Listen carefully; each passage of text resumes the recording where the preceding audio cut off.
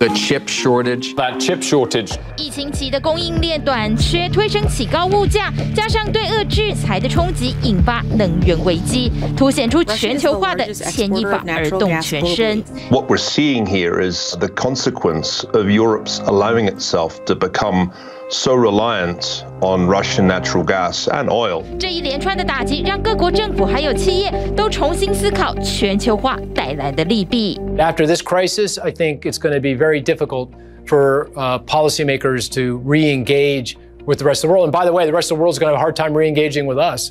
So our economy will be less globalized to all our detriment. 黑石集团的执行长就直言，过去30多年来的全球化时代准备画下句点。经济学家也对这样的趋势感到忧心。There will be less globalization. In fact, I think we have entered an era of deglobalization. Productivity will be less dynamic. As companies rewire their supply chains, there's going to be some hit to productivity.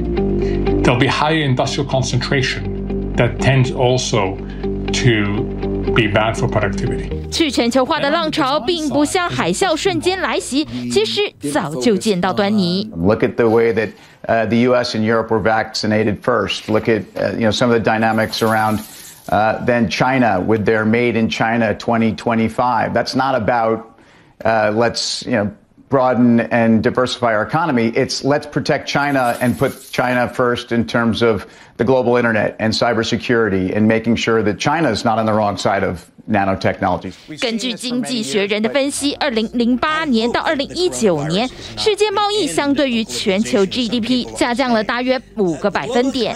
美中两国之间的直接投资也从5年前1年300亿美元下降到现在只剩50亿美元。专家担心保护主义兴起，大量的关税还有贸易壁垒会重创全球经济。The United States cannot afford to do everything inside our borders. That kind of an economy would cripple us, would make us much, much poorer than we are right now. Developing nations, if they can't export to the United States and to other developed nations, they are going to stay poor. 去全球化的冲击可想而知，成为难以阻挡的浪潮。因为推动去全球化的主要动力，并非疫情或是战争危机，而是地缘政治。Companies are going to continue doing business around the world. I think what will change is that geopolitics will become a lot more important in decision making in terms of where businesses invest, how much they invest, who they do business with. I think boards of directors will have a lot more scrutiny over that.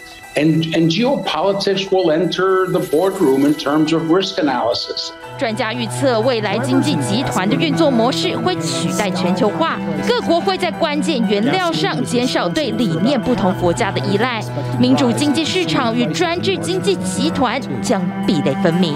There's still Mexico, there's Europe, there are other countries around the world. Right now, we're talking about a conflict in Russia and Ukraine.